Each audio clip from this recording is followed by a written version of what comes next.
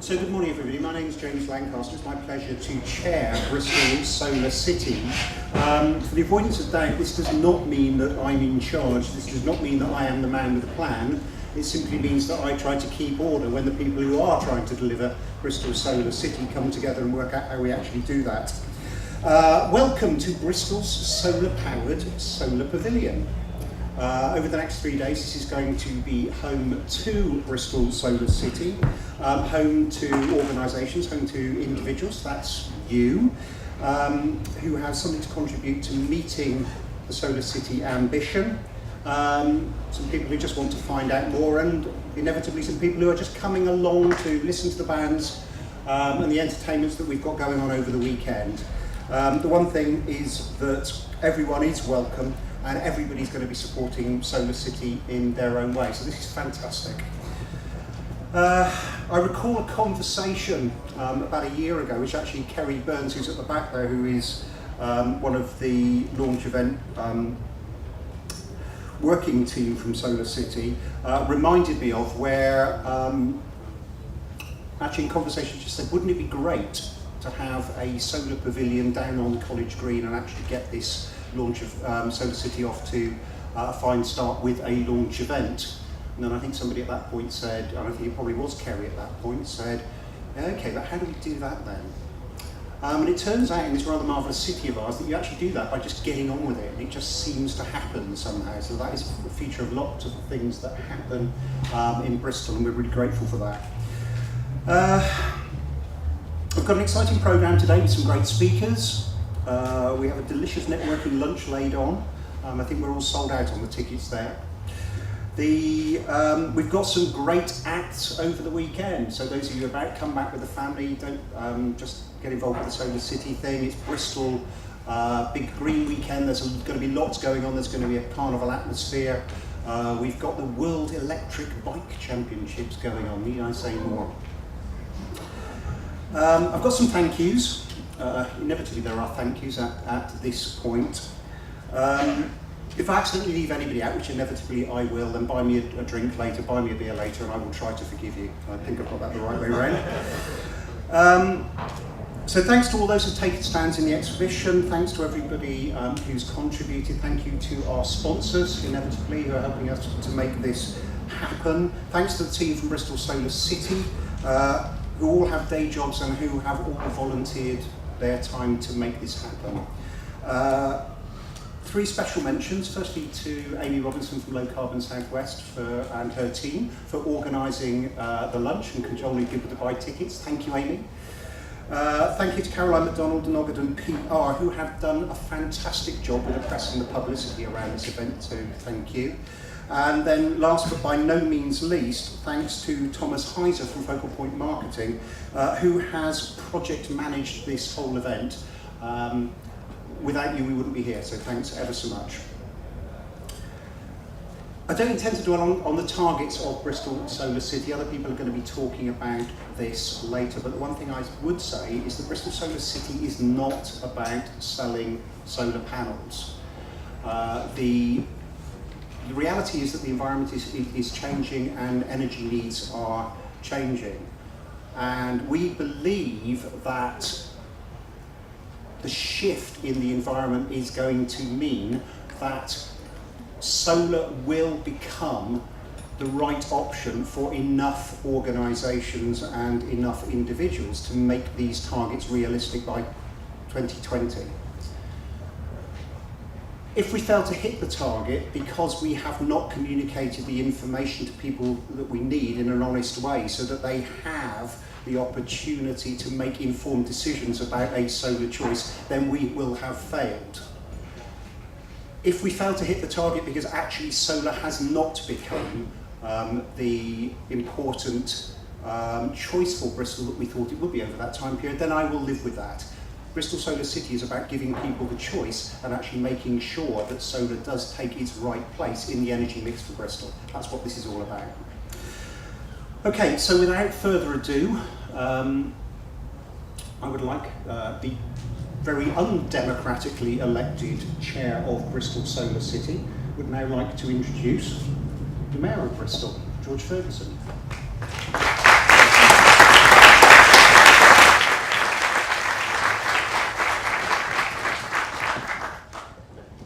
thank you very much.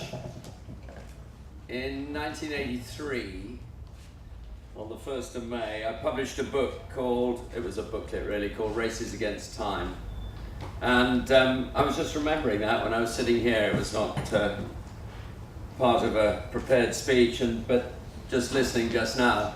And in that, I advocated that we should run our cities on renewables and that we should get rid of the need for nuclear power. And it's no secret that I have great skepticism about nuclear power. I don't count it as a renewable. I don't welcome the fact that we have plans for even more nuclear power downwind of us at Hinkley. And I would like to see alternative ways of us as a city taking control of being able to keep the lights on and being able to reduce the energy need within the city. And I think it was that level of ambition that opened the eyes of the jury, that we may not, the jury for European Green Capital, that we're a persistent city. After all, it was our 3rd time of trying. We have a great team behind us, but we've got a lot further to go. And I think we certainly haven't won on what we've achieved so far, although there are great achievements over the past 2 or 3 years. But we will justify that title only if we make huge strides on the energy front. And I think along with this great ambition for 1 gigabyte of solar, I turn it into an ambition for 1 gigabyte of renewables. That alongside that huge ambition, and make no mistake, it is a huge ambition, we've also got to have the ambition of reducing the requirement, because those two things put together make it realistic that we as a city can start looking after our own energy requirements. I don't think we need the big hit of the one big barrage in the Severn Estuary, but I do think we can be really clever about a more incremental approach to harnessing the enormous energy potential that lies in the Severn, and that we can work with Wales as a Severn region to extract that fantastic resource and do it in a much more friendly way, environmentally friendly way than is proposed by the great big project. And the great thing about Solar City also, it's a great big project made up of lots of little moves. And I think it's lots of little moves that make far greater, more sensible, more resilient policy than the big infrastructure move. This involves cooperatives, it involves the community, and it must involve the community. It's not about huge fields of solar, it is about using every roof, both those that we can use on our own property. After all, we own 28,000 homes in the city as a city. We will maximize the use of those. It's also about, I think, the inventiveness of Bristol and the city region. We've got fantastic technologists, inventors, people with great ideas. Great ideas how we can improve the solar panel, how we can extract much more than we've been extracting by Chinese imported solar panels, how maybe we can build up an industry ourselves of the next generation of solar.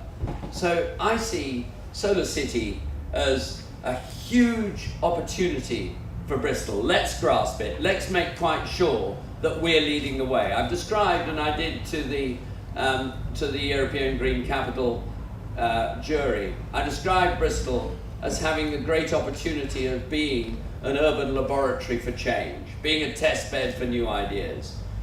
Let's remember it happened here, and it started here on Solstice Day in Bristol in 2013. And when we look back in 2020, that we will have made huge strides and people will be coming to Bristol, not just to Freiburg, to see how it's done. So thank you, Kerry Burns, who first enlightened me to this 3 or 4 years ago. We both wrote articles in the Post. I don't think either of us dreamt that we'd both be here in this same room with me having a little bit of leverage on how this might happen. So thank you very much.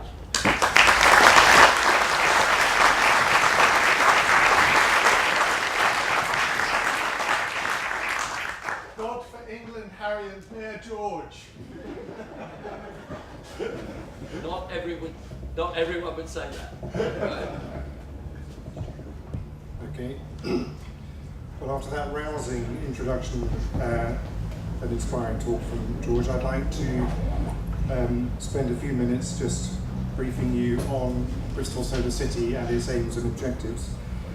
The first challenge of the day is to open up the PowerPoint. Here we go. There we go. Okay, so good morning. My name's Jamie Lyons, and I'm a part of the Bristol Solar City. And today is a fantastic day, momentous, as George has indicated, for a number of different reasons. And what I'd like to do just now is set out our ambitions and aims as Bristol Solar City and what that means in some tangible way for all of us. So Bristol Solar City was established as an organisation back in June 2011, I think, at the Bristol Hanover Summit here. So we're now a couple of years old. We've renamed ourselves to Bristol Solar City, but the purpose has remained the same, and that's to enhance the public understanding and confidence in solar energy. And by solar, we refer to both PV and solar thermal. And to bring long-term economic prosperity and job creation to the local economy. Those are our two overarching goals or objectives as Bristol Solar City, but we break that down into a more meaningful way as I will now go and try and demonstrate. So, what does that actually mean today? What it means today is that we want to work towards and help define Bristol as the UK solar capital. That's to say, driving the way forward from a PV and solar thermal perspective in the UK. We want to work towards delivering clean, green jobs in and around Greater Bristol.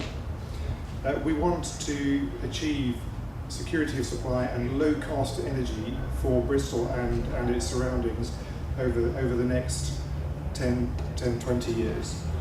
And I think probably the most important point actually is that we want to be a part of empowering you, us, all of us, the consumer, in managing our own energy and taking it out of the hands of perhaps a small minority of 6 utilities and taking control. And that's a really, really significant and powerful aspect of this. But what does that all mean in terms of numbers? So what it means is a gigawatt or a gigabyte perhaps, a gigawatt of installed PV by 2020. Did I say gigabyte? The important point is giga. That's the I think that would be a low ambition. Gigawatt. So Rerun it. it's a gigawatt of PV. That would provide over 870 gigawatt hours, which is a very significant amount of energy and more than the total consumption of domestic electricity within Bristol. So it's meaningful, very meaningful. And of course, it has that other benefit of, apart from security of supply, has the benefit of offsetting carbon emissions, and 460,000 tonnes of carbon would be offset by putting in a gigawatt of solar energy. So, important numbers and big numbers. So, who is involved in Bristol Solar City? Well, we're a partnership-based organisation, and from the beginning it's been open to any and all stakeholders who have an interest in renewable sustainability and in particular solar. That's from research and educational institutions who, as George has already said, are doing cutting-edge work that perhaps will realise some very interesting solar technology in 10 or 15 years' time. But it also involves community and community groups, and I think that's how we build upon the empowerment and engagement with the consumer to enable us, then all of us, to take more control over what we do on a day-to-day basis with regard to our energy, and in fact the intangible benefits that has on taking control of other aspects of our sustainable lifestyle.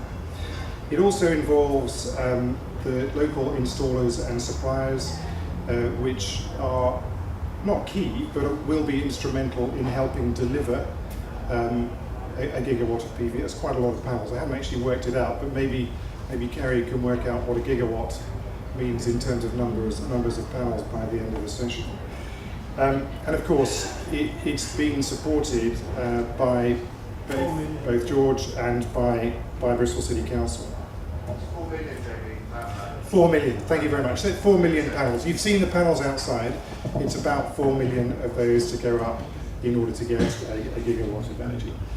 So the question that I think we always have to ask ourselves before we go down a venture is, why is this? Why are we doing it? What's the purpose behind it? And without wanting to get a little bit heavy here, I think it is important to remind ourselves that the reason we're doing it is, in some ways, it's to mitigate climate change, but actually now I think it's more about adaptation to climate change and carbon reduction. It is also about security of supply, the risk of supply of energy, and taking control, whether it's as a homeowner or whether it's as a city or a region, about your energy supply is undoubtedly an important thing to do over the coming years. It's about, as a result of taking control, having access to probably lower cost energy through having that at a regional level. Importantly, especially in today's economic climate, it's about stimulating the local economy. It's about adding jobs, skills and expertise, and having a long-term platform on which to serve ongoing renewable and sustainable requirements. And I think that last point, providing a positive platform today and for future generations, I'm not sure if that resonates with you, but for me it does. I have 3 children. The one thing I want to do is leave a positive legacy behind for them, so I know I've done as much as I can in that respect. And I just put a little saying there, which you may recognise, of course, is coming from Mahatma Gandhi, which is, "Be the change you wish to see." So there we have some big numbers. We have some reasons why we want to do it, but the question is, have we got the capability to do it? Can we actually realise the gigawatts of PV? We know there's been a solar mapping study, so technically within Bristol and Greater Bristol there is more than enough technically feasible projects to realise a gigawatt of PV. We have, based in the southwest, a very high solar insolation or irradiance, so we know that we're in a really good position to capitalise and harvest the energy from the sun. That's borne out by the fact that actually within the southwest there's more PV than in any other region in the UK, perhaps not surprising. Bristol and the southwest has always been engaged in sustainability and the green movement. So we have a momentum here already, and I think that's borne out by the activities of today and everything that's gone before it. We now have an imperative as the European Green Capital to demonstrate that we can act as well as speak about what we want to do. And I think, I'll come on to it, but we have an established capability to actually deliver those large numbers that we've been talking about. So on the delivery side, how do we do it? Well, a shameless plug I'm going to make here, one way we can do it is through a vehicle called Basic. There are a number of, there are a number of other installation companies that you could go through, etc., small print. But Basic is quite an interesting undertaking. It's its anniversary actually. It's a year old in this month, and it was an idea of bringing together all of the local installers to see if we couldn't make a significant capability or contribution to putting PV and solar thermal into Bristol and the wider area. So we established a cooperative. We took the view that I hope the view that it's that classic, the whole is greater than the sum of the parts. If we can come together, we can actually deliver a significantly greater amount of solar thermal and photovoltaics to Bristol and the wider area. And also it has a social element to it. I put EPC, that's not an energy performance certificate, that's engineering, procurement and construction. So it's what the larger firms are like. We want Basic to be effectively look like a large firm, but it has a social sort of slant to it, which is about engaging and acting within the community. And it's a cooperative, and I believe it's the first of its type in the UK, so it's pioneering, again, along the lines of Bristol, which has always been a pioneering city.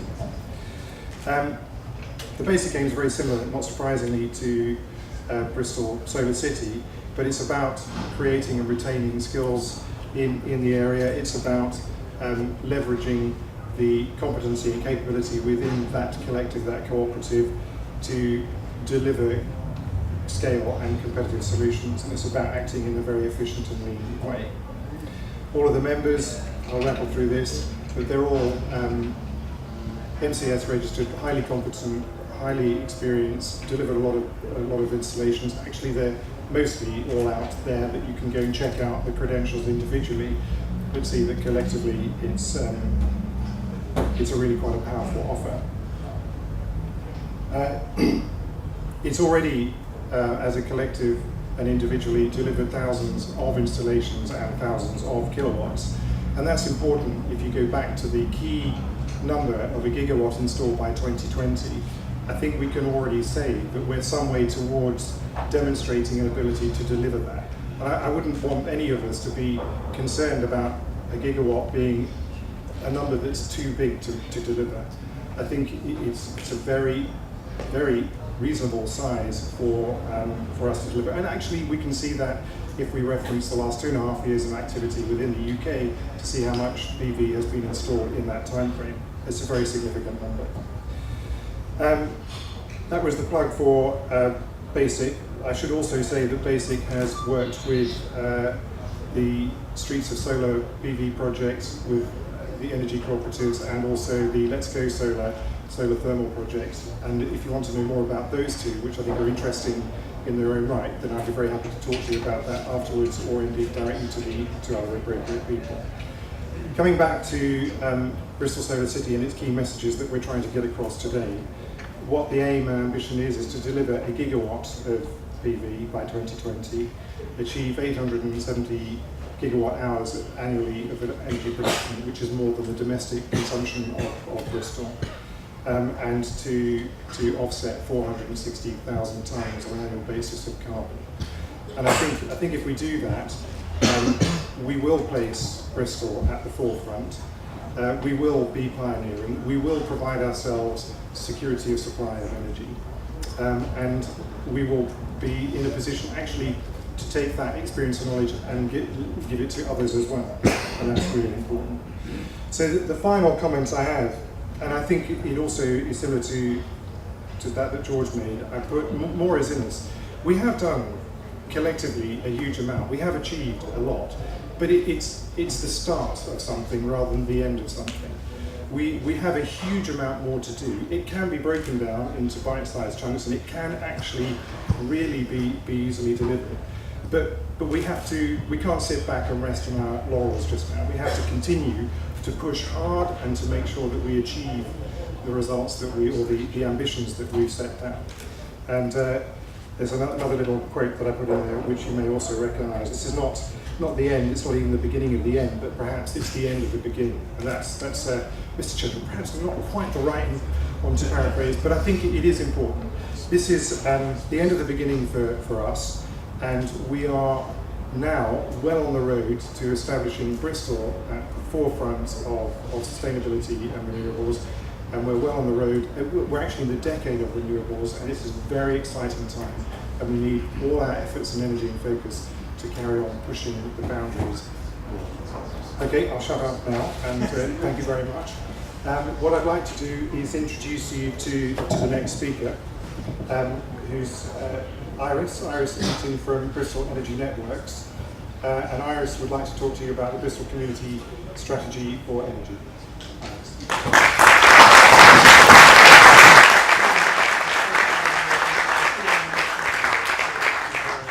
Presentation.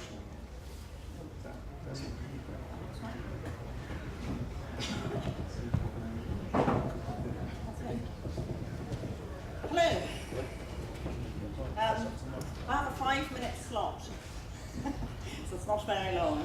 And I've brought a little mini-me along, and that will all become evident in a minute.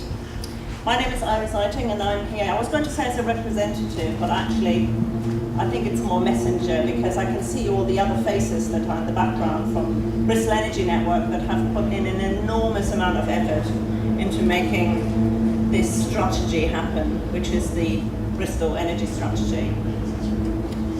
And the Bristol Energy Network is a group, if you can call it that, a network of about 50-ish groups, individuals, and organisations that have come together to make this, to create this document for the time being, because this is only the beginning.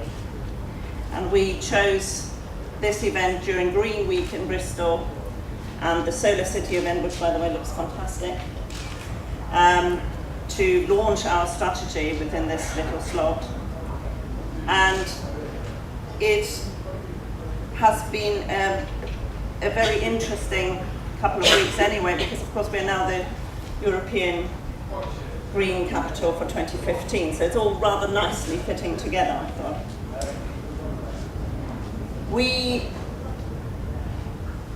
We're going to talk about the strategy in more detail, but the 5 minutes, as I said, there's nothing up. So we've got this up. And what I would like to do is just read you the vision, which is a city where everyone has access to sufficient, affordable, low-carbon energy for their needs, where wise and innovative use of energy empowers citizens and enhances the economy, with active communities across the city generating and managing a significant amount of their energy need. I thought that's the important bit to take away from today. The energy wheel, and I'm just going to term it that, is all the things that we want to achieve. And all the things we want to achieve are in this document. There's some copies floating about. There are flyers telling you where you can find it on the internet. There are lots of benefits that we are pointing out in this strategy to working with the communities that have worked on this document. And one of those is that we're going to try and ensure that money stays in Bristol for longer and in circulation longer and doesn't get taken out of Bristol as quickly. It's toward working to our low carbon future that we all want to see, and to create local jobs, which is a very important part of this strategy. So what we're asking you today is effectively to work with us. And there are some of you for whom that will be more relevant, because some of us, thankfully, are already working very well together. But for the others, please work with us, come and work with us. And support us, because we are working with the communities in this city. We're the closest to our communities in terms of the organisations that we represent.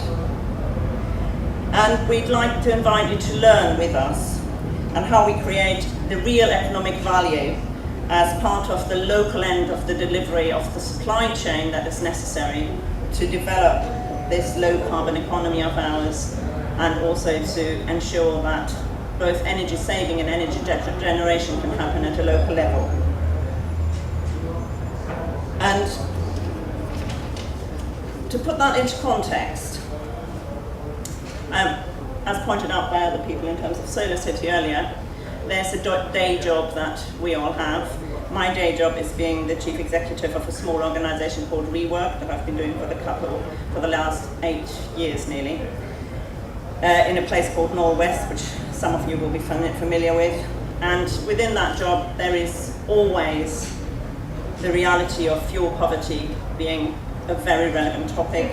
There's a disparity which is evident in our city in various ways, always on the doorstep. And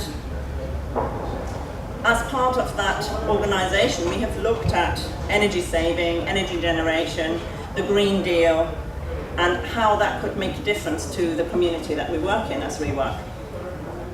And you know what? It's been really confusing, really difficult.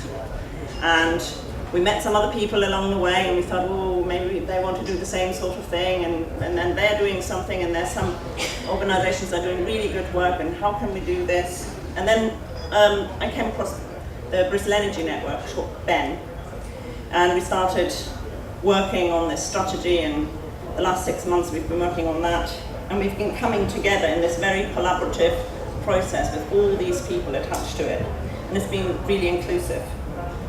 So to make it clear, this is mini-me. So we had an idea that we were on our own and there was just us little people.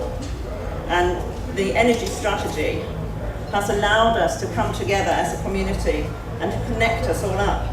So George would like to just take that a second. It has allowed us to all connect in our strategy and come together and work together and make it happen so that we can all work toward our low carbon future. Thank you.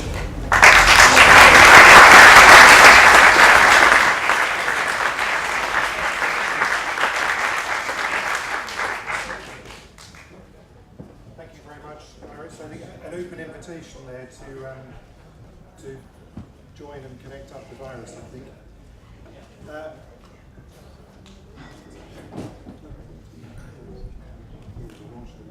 Okay. So our next speaker is Caroline, and Caroline will talk to you just now about the LEP, Local Enterprise Partnership, and the low carbon economy. Good morning, everyone. As I've been introduced, I'm Caroline Macdonald. My day job is actually running a guerrilla PR and media company. In my spare time, I chair the Low Carbon Industries Group at the West of England LEP. And for those of you that don't know, I'm going to do a very quick whistle-stop tour through the LEP in 5 minutes about the LEP as overall and the Low Carbon Industry Group. And the LEPs came about in about 2010, following a white paper on local growth, where local authorities were asked to submit proposals for a LEP out of the ashes of the RDAs. Now they're here to reflect a natural economic area. And interestingly, I cropped this from one of the government websites because I think this is really important for people to realise the purpose of LEPs, is that they are locally owned partnerships to determine local economic priorities and undertake activities to drive economic growth and create local jobs. Now, no two LEPs are the same, and there are now 39 in the country. But here in the West of England, it was felt that the 4 local authorities working together was greater, the sum was greater than the parts. Now then, you might not be aware, we're actually doing really very well. Back in August, September last year, FD Intelligence ranked our LEP as #1, so we're top of the pops, the Man U of the Premier League, if you like. Our job now is to stay there, so we need to focus on delivery, and I'll come back to that theme subsequently. We're in a good position because the West of England area is naturally quite a buoyant economic area compared to the rest of the country. And Vince Cable was at an Innovate conference in March, and he actually said that Bristol is the only city that grows faster than the country as a whole. So it's a good economic position to be in. This is how the LEP is organised. It looks pretty confusing, pretty big, but in actual fact, I think the number of employees is less than 20. The board has parity of voting between public and private sector, and there are 11 sector groups, of which low carbon industries is one. And interestingly enough, all of them are chaired by people who either run their own business or are involved in business, and that's been a stipulation from the LEP from the start, that it's business people who are involved and integrated into it. These are our targets. They're not insignificant. We can't underestimate how large they are. However, we do feel they are achievable. And right now, it's all about getting the tools in place for that delivery. Cooperation, collaboration from business, authorities, community groups, academia, individuals is going to be really crucial for us to achieve all of this. These are not necessarily the priorities, they're just my top picks. So we've got a job in greening our city deal, which is something that we feel we can easily achieve. There's a big need to actually put Bristol and Bath on the global stage. Part of that is through marketing it in global marketplaces, but easily winning the Green Capital for 2015 will help to bring that global marketplace to us. There's a significant amount of work that is being done and is planned for in the skills set agenda, and you'll find more information about that later on this afternoon when Claire and Pearl will take you through about the apprenticeship hub. We're also looking to draw down more funding from government, and I think the Going for Growth Fund is a good example of that. Over 400 expressions of interest so far, and poor Anthony is really trying to battle through all those that we can get back to people very quickly to see whether they are eligible or not.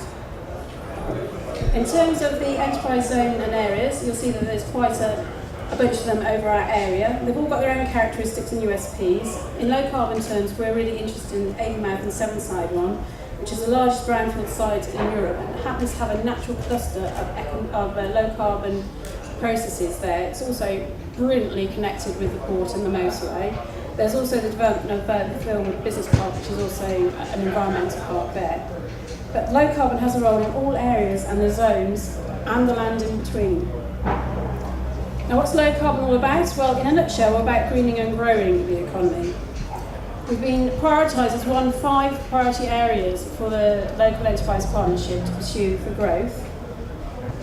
And that is a USP to our LEP. Not everybody else is adopting that, but there's reason for it. The CBI about a year ago released some really good stats saying that in 2011-12, a third of economic growth came from green business. We had a £4 billion trade surplus and employed nearly 1 million people. So it's beginning to make a lot of economic sense to those people that weren't originally attracted to the sector. Now, in growing the low carbon sector, we're looking at lots of different things. So it's growing it as a vertical sector. So we're looking at the renewables, energy efficiency, how we can get low carbon buildings and materials, and also the materials and resource management, i.e. the waste industry, see how we can capture that value and not lose it to landfill or to the sea. Our other role is perhaps a little bit more tricky, and that's in decarbonising other sectors to try and move them onto a low carbon economy. And for some people that's all about building in resilience, how resilient you are to change that's coming up. Some of that is to bring in your competitive advantage, but also how are you meeting with your clients' expectations now and in the future? Where do you place your bet in terms of doing the investment, and where do you place your bet in terms of doing your risk? And also looking back at your suppliers as well. So far, we have, as a LEP group, we have put our full support behind the European Green Capital bid and Bristol Solar City. There are other things that we are looking at as well. I've already mentioned the enterprise area in Avonmouth and Sevenside. We're also part of the Sustainable 7 working group, which is looking at alternatives to the 7 barrage. We've also introduced low carbon as a work stream into the enterprise zone. And lastly, on Wednesday night, we were there to support the launch of the Local Nature Partnership, which is interestingly getting economics and the environment to talk together and work together for the greater good. So, to close, I say for the low carbon industries, we are open for business, so come and talk to us. Many thanks.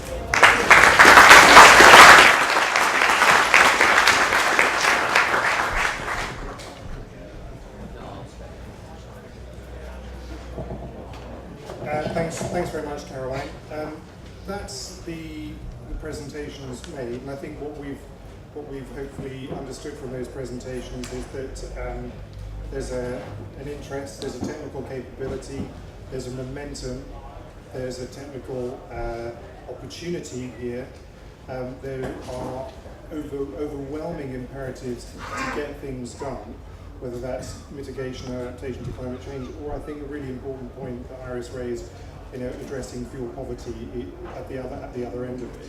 There are all those things that have been kicked out there to stimulate and hopefully develop into a conversation. We now have a few minutes to spend discussing those and perhaps other issues or other matters that you want to raise. So if we can take this opportunity to invite questions from the audience to the panel. Yes. Hi, Dan Duran, and I'm from Bristol Energy Network, also signatory and a sustainability consultant for Eiting at the moment. It's good to see Solar City and all the people out there promoting all this sort of stuff. I just wondered if you had anything to say about how Bristol Solar City and the organisations that are involved in it can also help householders and people in the community to save energy as well as generate their own. Because it's a big part of moving towards a low carbon society that we actually save as well as generating our own. Yeah, that's a really good point, and I think reduction in energy and energy efficient matters are probably at the same, if not a higher level of impact than putting in renewable energy generation. I think for Bristol Solar City specifically, it is involved in energy efficient measures as well as doing renewable energy generation installation. But I think it's probably the work that it will do within its partnerships with local communities and empowerment in that way, in making the connections at a grassroots level. What we find generally, what I have found generally is that wherever you join in the cycle, whether it's energy efficiency, whether it's renewable energy generation, it has a tangible and knock-on positive impact on everything else that you then do, because you're awakened to all of the issues and the matters, and you naturally start to address other things as well as the entry point that you've taken on. Can I say you'll get all the answers if you come to a talk at 2:50 by Marika Schmidt and others from the city on the Bristol Home Energy Upgrade Scheme and the Green Deal. So that should give you your answers about what's happening and what the potential is. Am I right, Marika? Yeah. 2:50 in here, full of information. Any other questions? Yes, please.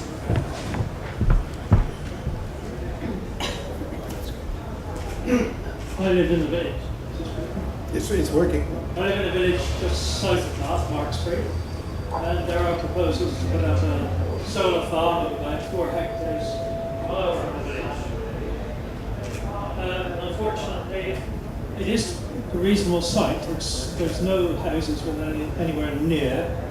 It is adjacent to a road, and it's a Scottish company doing it who put on a very good presentation.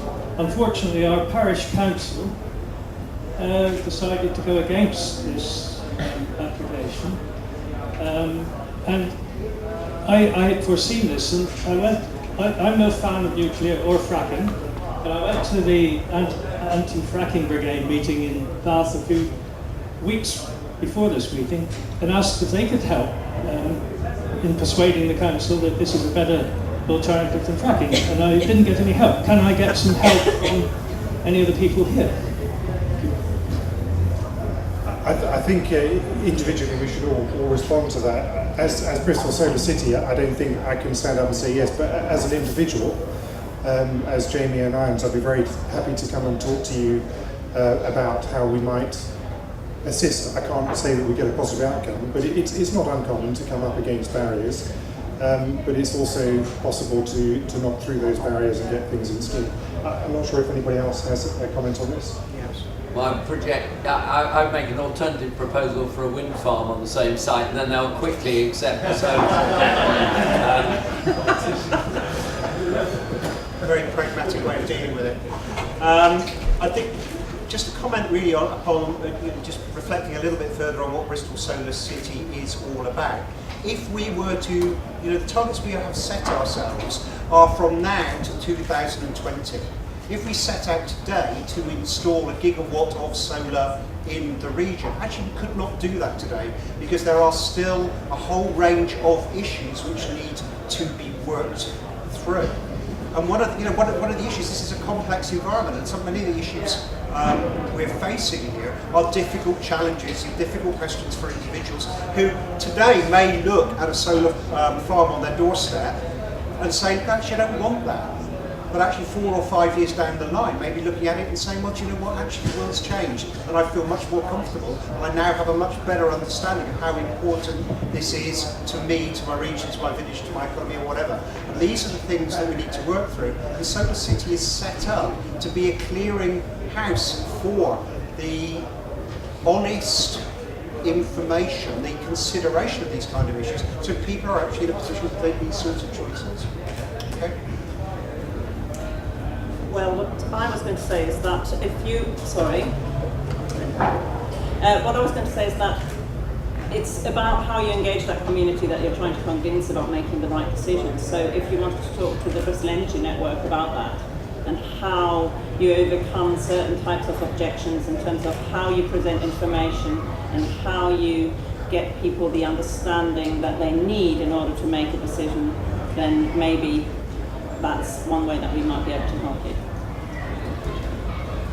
Hi, just speaking without my left hat on, if I may, but as somebody who has worked on several infrastructure projects in terms of consultation and engagement, a lot of this is a fear factor and people don't know. So to just correlate what Iris is saying, it's about getting them engaged, get them informed so that they see really what the option is and then what the alternatives are if it doesn't happen, and doing a bit of scenario setting in that way, and then getting them involved in it so you can come to a consensus feel and movement on it. I mean, my serious answer is that you have to give the community some sense of ownership in the scheme. So I think it's working with the applicants to make sure that they are selling the real benefits to the community, and that is directly improving the community, their health, their clean air, and what have you. I think that's the selling job that has to be done. Is there anyone in the audience who maybe has something to comment against that point as well? There seems to be a number of hands. I think yours went up first. Thank you, Julie Jones from Bristol Friends of the Earth. I just wanted to mention that tomorrow on Saturday there is a day specifically is called Yes to Renewables in My Backyard, where we'll be talking about the community interest in all these things, and there are still some places if you'd like to come along and discuss that with us. Goodness. I don't, whoever the microphone is nearest to, there's a gentleman here. My name is Robert Hutchison. I'm part of an organisation called the Hampshire Energy Group, which is trying to set up a kind of range of co-ops in Hampshire to develop renewable energy. I just wanted to push Mr. Ferguson a little bit further on this, because it seems to me it's not just a matter of benefits. It is really a matter of ownership. You know, if you really want people to buy into this, they've got to own it. And so I wondered if the panels could say a bit more about different patterns of ownership, social enterprises, co-ops, that you're trying to push here in Bristol. Okay. Well, Iris, you may want to add something on that point. Well, how long is a piece of string is the answer to that to start with. There are lots of different ways of looking at ownership. You can have deals of where a particular percentage gets passed over, which would be a simple way of doing it, where some of the energy is directly aimed at the community that's involved, or you can have different types of models of ownership that are relevant. Of course, that can only happen with the people who are prepared to make the investment, so that the conversation about dealing with the community and the application has to have a two-way process to also involve the investors at the same time, and to bring the benefits of the community to their proposal. So it's a two-sided approach, and again, there are lots of, and I'm looking at Bridget here because the Centre for Sustainable Energy has lots of programs that they run and how to encourage community groups to be able to take ownership or part ownership of certain proposals. So, and Plan Local, is that the best place to start? There's a huge program called Plan Local, which is available through the CSE website. So that's where I would direct you. David, perhaps you could make a comment against that as well. Yeah. David Saunders, Bristol Power Co-op, taking up the point of community ownership. Wind farms in Scotland on the top of beautiful islands have made it through to planning permission on the strength of just getting 10% profit to the community. But the community has got the opportunity to move that needle pretty much where it likes, from 10% ownership all the way through to 100% ownership. In many American cities own their energy supply, and it's not the corporation, it's the community that owns 100% of the energy supply. Bristol Power Co-op was set up with the idea of 100% community-owned renewable energy for Bristol, and a gigawatt of solar will cost about $1 billion, and that $1 billion is easily sourced for community-owned solar. And potentially already there this year for a £1 billion solar rollout. Okay. Any more comments on? There's one last comment over here from this gentleman, please.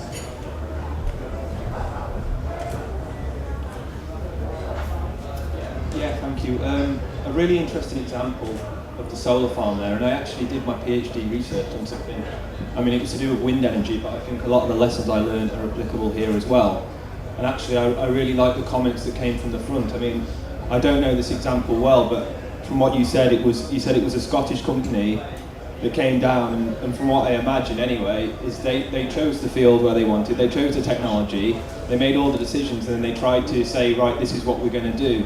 And I think it's that sense of being done to. So they're taking the decisions, and there's no real input from the community. So what you need really is kind of that collaboration from the very beginning, you know. Let's have these conversations about if we're going to have renewables, what's it going to be, where's it going to be, so there's that real collaboration right from the very beginning, that cooperation. So it's building that sense of, I mean, we talked about legal ownership, but it's symbolic ownership as much as that as well, you know, that sense of involvement, taking decisions. It's not a sense of being done to, being imposed upon. Yeah. And from my experience, that can make a real difference in terms of community acceptance. So, yeah, I completely agree with all the comments made. So it's community engagement from the beginning. There's a gentleman over in the corner whose hand hasn't gone down, so I feel obliged to give him the opportunity. And then we'll move on to the next question, please. Hello there, my name is Tim Morant, I'm from TPC Renewables. Actually the gentleman's talking about our site that we proposed in Marksbury.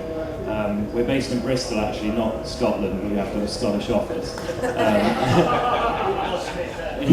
And we're just to come back, we did 2 rounds of community consultation in the Marksbury Village Hall actually. And then we put in the application which was rejected by Bath and North East Somerset. So we've actually appealed this and also put in the caveat of a reduced scheme on the specific area that was causing the most sensitive obstruction. But we'll keep you posted on that. And we have proposed community benefit scheme of £1,000 per megawatt for the first 10 years. So we've probably got more to do on community benefits, but we're hoping to do that and hope to do some things for Bristol as well on rooftops. We have done the largest rooftop installation on the body shop in Littlehampton until Bentley did the larger one recently, but something we'd very much like to get into. Okay.